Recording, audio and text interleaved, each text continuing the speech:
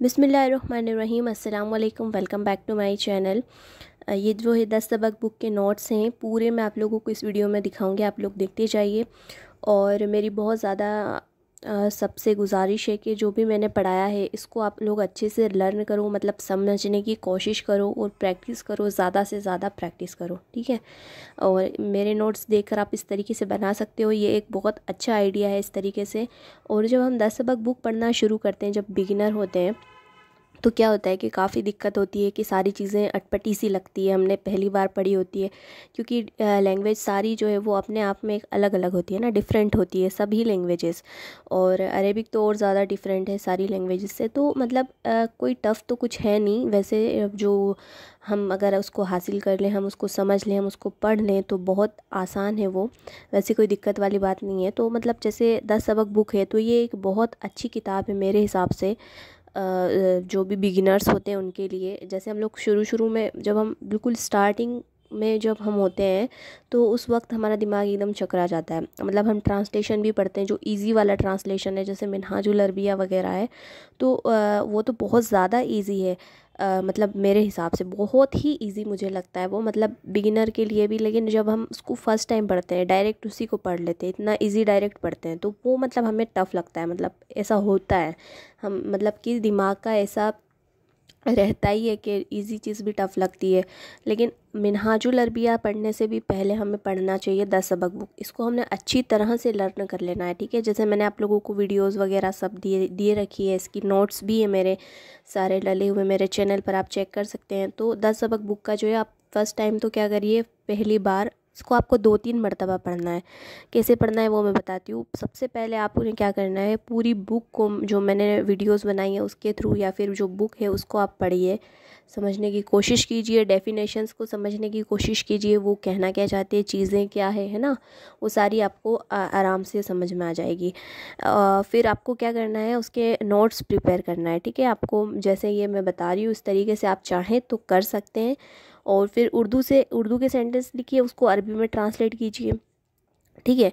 और पहले आप लोग थोड़ा सा देख कर कीजिए, फर्स्ट टाइम होता है, शुरू में दिक्कत होती है, तो आप लोग पहले देखकर, वर्ड मीनिंग आपको देखना पड़ेंगे, तरीका देखना पड़ेगा, ठीक है। पहली बार आप उसको देख कर लिखिए, मतलब एक नोट बन जाएगा अच्छे से। तो आपको बार बार जो है वो फ़ोन देखने का काम नहीं पड़ेगा। फिर बहुत ज़्यादा इरिटेट होते हैं हम, बार बार फ़ोन में देखना होता है, तो हमारे पास नोट रहेगा तो हम अच्छे से उसको पढ़ पाएंगे, ठीक है।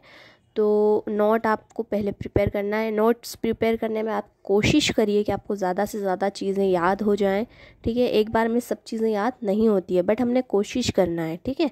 तो आप लोग फर्स्ट टाइम में जो है पूरी बुक के नोट्स बना लें, एक एक वीडियो देखें, एक एक मतलब कि सबक को उसमें कंप्लीट करते जाएं, और 10 सबक को पूरा एक बार कंप्लीट परफेक्ट नोट्स बना लें, ठीक है।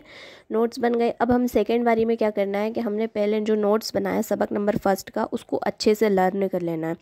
मतलब मेरे कहने का ये है कि आपको ओरली जो है उसको बिना देखे पढ़ना है। मतलब उर्दू वाला सेंटेंस है तो उसको अरबी में ट्रांसलेट करने की कोशिश करना है। पहले हम लर्न तो कर ही लेंगे, पढ़ तो लेंगे, फिर उसके बाद हमने कोशिश करना है, उसके जो भी रूल्स हैं उनको ध्यान में रखना है, और उसके बाद उसको हमने कोशिश करना है कि बिना वर्ड मीनिंग देखे वो कर लें, ट्रांसलेट कर लें। बट अगर होता है कि हम कोई चीज़ का मीनिंग भूल गए हैं, तो उसका अरबी में क्या मीनिंग होता है, तो हम मीनिंग उसमें से देख लें, बट हमें तरीका खुद को पता होना चाहिए कि क्या तरीका होगा, है ना।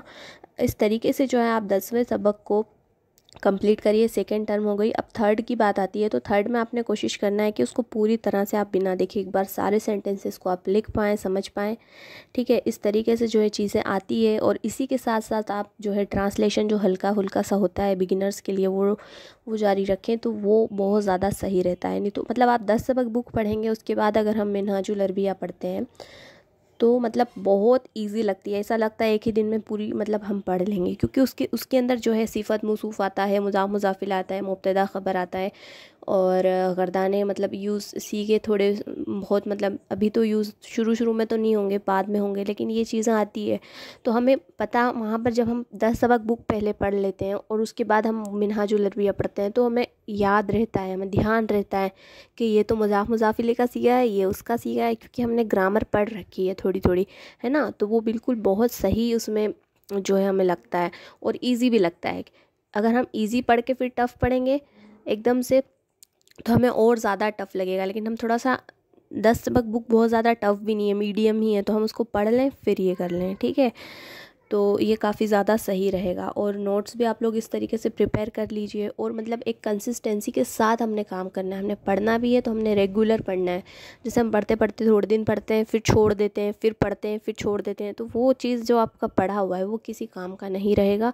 अगर आप पढ़ रहे हैं तो आपको बिल्कुल रेगुलरली पढ़ना होगा, ठीक है। भले आप आधा घंटा पढ़ रहे हैं रेगुलर, तो आप आधा घंटा भी पढ़ोगे तो वो चल जाएगा। आप हफ्ते में एक घंटा 2 घंटा पढ़ोगे तो वो किसी काम का नहीं, ठीक है। तो कंसिस्टेंसी जो है वो हर काम को करने के लिए वो बहुत इम्पोर्टेंट है, और उसको वो समझ में आती नहीं है, हमने बाद में समझ में आती है जब कि काश पढ़ लेते, ये कर लेते, वो कर लेते। बाकी आप लोग मतलब अच्छे से पढ़िए, लर्न करो और प्रैक्टिस करो। और भी मुझसे अगर कुछ पूछना चाहते हो तो आप लोग मुझे कमेंट कर सकते हो, ठीक है। और ये नोट्स आप लोग और आप लोग चाहें तो उसको नोट भी कर सकते हो पॉज कर कर, ठीक है। ये वीडियो बहुत ज़्यादा लंबी है, तो मेरी आपसे बातचीत यहीं पर ख़त्म होती है। अल्लाह हाफ़िज़।